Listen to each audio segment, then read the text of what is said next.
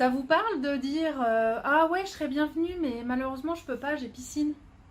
Ou bah ah oui, oui, ok, je peux toujours, j'aurais bien voulu te rendre service, mais ah bah non, j'ai aquaponé. Est-ce que ça vous arrive des fois d'utiliser ces petits stratagèmes pour éviter une situation ou une demande à laquelle vous n'avez pas forcément envie de répondre, mais vous n'osez pas dire clairement non? Eh bien, je vais vous expliquer en quoi ce genre de réponse peut malheureusement être à l'origine de vos douleurs au cervical, par exemple. Et pour vous expliquer ça, eh bien, je vais revenir sur Mireille. Alors, pour ceux qui ne connaissent pas et qui entendent pour la première fois les récits de Mireille, donc Mireille, c'est la personne type en fait que j'accompagne au cabinet. C'est le terme générique pour parler des femmes que j'ai au cabinet pour illustrer un petit peu ce qui se passe, pour faire comprendre comment est-ce que je peux vous accompagner sans nommer la personne concernée. Donc notre Mireille du jour, je l'ai rencontrée lors d'une conférence, lors d'une dernière conférence. Et donc en fait, j'expliquais lors de cette conférence que donc notre corps somatise, notre corps exprime par des douleurs nos stress émotionnels, nos stress inconscients ou conscients. En fait, il va exprimer quand il y a quelque chose en nous qui est en dissonance, c'est-à-dire quand on n'est pas aligné, c'est-à-dire quand ce qu'on pense ne correspond pas à ce qu'on dit et ne correspond pas non plus à ce qu'on fait. Voilà, ça, c'est une situation qui va faire que notre corps, lui, va exprimer réellement ce qu'on pense et ce qu'on aurait aimé plutôt faire. Donc voilà, j'expliquais ça pendant la conférence et puis je donnais la thématique donc des cervicales, la thématique au sens large des douleurs au cervical, c'est je me sens en insécurité. Il y a une insécurité, j'attends que quelque chose en fait arrive sans vraiment trop savoir quoi, mais je me mets en défense. Donc j'explique ça et il y a une dame donc dans l'assemblée qui est interpellée par ça et qui nous explique un petit peu ce qui lui est arrivé. Et elle nous dit au début, mais je comprends pas parce que moi, en effet, j'ai fait face à une situation, mais je comprends pas pourquoi j'ai eu mal parce que je savais très bien où j'allais, je savais, voilà, comme c'était conscient, elle pensait que du coup, ça n'allait pas s'exprimer.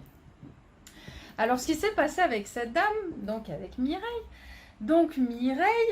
qui est à la retraite depuis quelques années et qui est très contente d'être à la retraite et de ne plus côtoyer ses anciens collègues avec qui elle ne s'entendait pas forcément très bien, et bien cette Mireille a la malchance d'avoir des événements réguliers organisés par ses fameux collègues et donc à ces événements, en fait, elle n'ose pas dire qu'elle n'a pas envie d'y aller.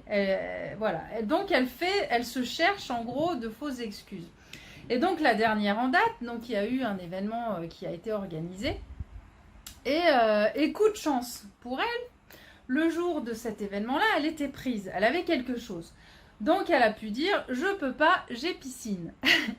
Sauf que, malheureusement pour elle, l'événement de ses collègues a été décalé et a été décalé à une date où elle n'avait plus piscine.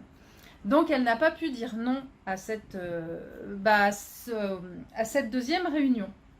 Donc elle a dû y aller. En sachant que du coup elle a été malade, très malade, elle a été malade quelques jours avant, elle a été malade pendant et elle a été malade après la réunion. Donc pour vous dire à quel point elle avait vraiment pas envie d'y aller. Et du coup là ce que je lui ai fait prendre conscience, c'est que déjà elle n'était pas alignée parce que donc cette Mireille me raconte tout ça. Et puis elle me dit mais je comprends pas pourquoi j'avais mal parce que je savais que j'y allais malgré ma volonté, donc elle était en conscience de ne pas avoir envie d'y aller et je comprends pas en quoi j'étais en insécurité, je comprends pas pourquoi j'avais mal. Alors moi ce que je lui ai fait prendre conscience, c'est que déjà, alors je lui disais mais pourquoi est-ce que vous avez menti dans votre excuse de ne pas y aller? Elle me dit mais j'ai pas menti, j'avais bien quelque chose. Parce qu'en effet, son premier je peux pas, j'ai piscine, elle avait réellement un événement. Et je lui dis mais en vrai, c'est pas l'événement qui a fait que vous avez dit non, c'était une bonne excuse, ça tombait bien, mais en réalité, vous n'aviez pas envie d'y aller. Donc en vous trouvant cette excuse, en effet, vous n'avez pas complètement menti, mais au fond de vous, la vraie raison pour laquelle vous vouliez dire non, c'était que vous n'aviez pas envie d'y aller. Donc en réalité, vous avez menti. Ah oui, mais non, mais en plus, moi, j'aime pas le mensonge. Non, non, c'était vrai. Et puis petit à petit, elle a compris qu'en fait, en réalité, sa vraie réponse, aurait dû être non, je n'ai pas envie de venir. Voilà, je préfère rester chez moi. J'ai pas envie. Je n'ai plus envie de venir à vos réunions entre collègues. Ça, c'était la vérité. Et en fait, ce qui se passe, donc là où il y a une dissonance et là où du coup, le corps va exprimer sa douleur, c'est que donc elle a menti alors qu'elle n'aime pas mentir. Elle n'aime donc, en gros, ce qu'elle fait ne correspond pas du tout à ce qu'elle pense, puisqu'elle fait quelque chose qu'elle pense comme étant mauvais.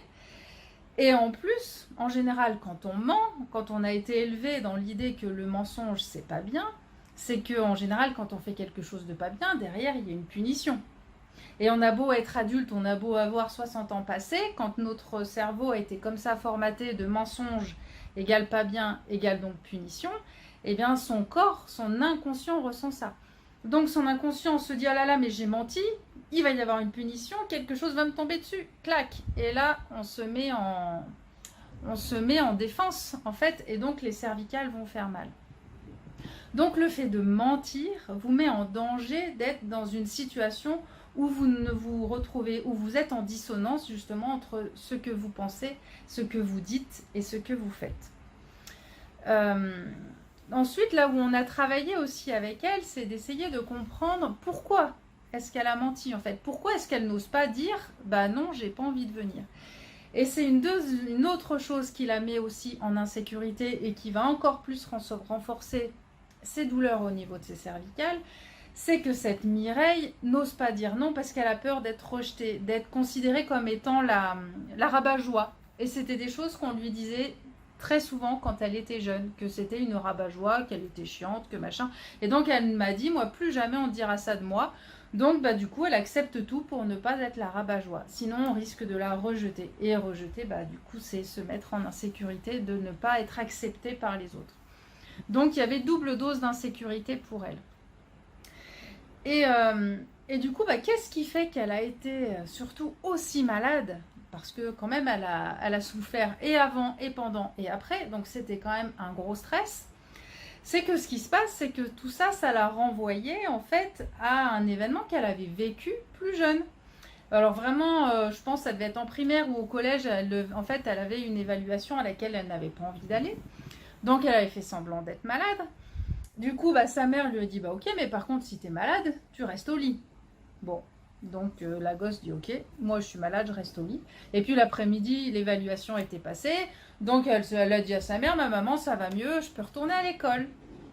Donc elle retourne à l'école, puisque ça allait mieux. Et là, elle se retrouve face à la maîtresse qui lui dit, Mireille, on t'a attendu, ça tombe bien que tu reviennes, c'était vraiment dommage qu'on fasse cette évaluation sans toi. Donc on t'a attendu et du coup, la Mireille s'est retrouvée à faire son évaluation quand même l'après-midi. Voilà, donc à nouveau, un mensonge qui finalement n'a servi à rien et puisqu'elle a quand même dû faire son évaluation.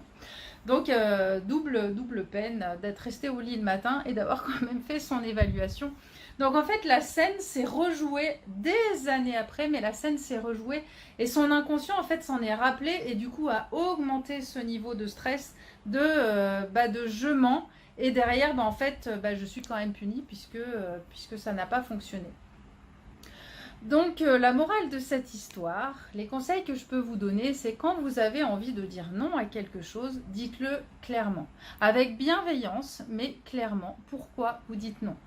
Parce que si vous cherchez comme ça une fausse excuse, eh bien, alors déjà pour votre inconscient, vous mentez et du coup, en général, on est tous quand même élevés dans le fait que c'est pas bien de mentir et que donc quand il y a mensonge, il y a risque de punition, donc on se met en tension. Et puis en plus, si la personne, comme là ça s'est passé, si la personne va changer la situation pour répondre à votre renoncement, eh bien vous allez vous retrouver coincé. Donc soit elle va se rendre compte qu'en fait c'était une fausse excuse, soit du coup vous allez être coincé, vous allez du coup être obligé d'y aller parce que votre première excuse va être balayée. Donc c'est pas bien pour vous. C'est pas bien pour votre relation avec l'autre personne finalement. Il vaut mieux être honnête de dire non, je te dis non pour telle ou telle raison, plutôt que de faire semblant et de vous retrouver coincé et de vous mettre vous-même du coup en insécurité, d'être dans une situation dans laquelle vous n'aimez pas être. Personne en général n'aime mentir. Donc il vaut mieux éviter de mentir. Après, moi, en accompagnement, donc là, cette dame, cette Mireille, je l'ai vue pendant une conférence, donc je ne l'avais pas en soins. Si je l'avais eu en soins, je l'aurais aussi aidée avec les fleurs de Bach, en lui donnant certaines fleurs pour l'aider à évoluer, en fait, dans sa possibilité de dire non. Donc, entre autres, j'aurais donné Chestnut Bud. Chestnut Bud, qui est la fleur qui permet d'apprendre, en fait, d'améliorer, de ne pas revivre les mêmes situations et de tirer un apprentissage de ses expériences. Parce que là, finalement, elle a reproduit ce qu'elle avait déjà fait petite. Elle l'a sûrement aussi fait plusieurs fois dans sa vie. Et l'idée, c'est d'apprendre et de se prendre conscience qu'en effet, de se sortir d'une situation par un mensonge, c'est pas une bonne idée. Donc, je lui donnerai Chestnut Bud pour ça. Je lui donnerai l'Arche aussi pour qu'elle reprenne confiance en elle, pour que le jugement des autres n'ait plus autant d'importance et qu'elle puisse du coup faire ses propres choix sans avoir peur comment dire, du jugement de l'autre. Je lui donnerai Agrimonie. Agrimonie, c'est la fleur de la sincérité. Pour qu'elle soit sincère envers les autres, mais surtout envers elle-même. Puisque là, elle ne se rendait même pas compte elle-même qu'elle était dans le mensonge. Donc l'idée, c'est vraiment qu'elle prenne conscience de la réalité et qu'elle soit plus honnête, donc avec elle et avec les autres. Qu'est-ce que j'avais noté aussi? Mimulus, qui est la fleur du courage aussi, pour l'aider justement à cette peur de refuser, à cette peur de dire non, pour l'aider à aller au bout de cette démarche. Il y aurait aussi Centauri, qui serait intéressante pour Centauri, c'est la fleur pour se positionner, pour pouvoir oser dire non, de ne plus avoir peur du rejet de l'autre, de ne pas avoir peur de faire de la peine, de dire non si on a envie de dire non. Et puis, eh ben, c'était tout. Donc j'avais noté, voilà, ces 5 fleurs-là qui pourraient l'aider à avancer. Donc nous avons Mimulus pour le courage, nous avons Agrimonie pour la sincérité, nous avons Centauri pour la capacité à dire non, le positionnement. Nous avons Chestnut Bud pour l'intégration de l'apprentissage et nous avons l'Arche pour la confiance en soi. Voilà, donc ça pourrait aider en fait dans l'accompagnement, l'aider à transformer ses émotions pour l'aider à se positionner, l'aider à dire non et ne plus être dans ce mensonge qui la rend dans une position en fait de stress et donc d'entretien de ses douleurs cervicales. Et bien voilà, c'était mon petit conseil du jour, l'honnêteté avant tout, toujours avec bienveillance, toujours arriver voilà, à dire non de façon posée mais claire pour éviter d'avoir à trouver des fausses excuses et à se retrouver soi-même du coup en tension et dans une situation qui soit très peu confortable. Voilà, et bien écoutez, je vous souhaite une bonne fin de journée et à bientôt.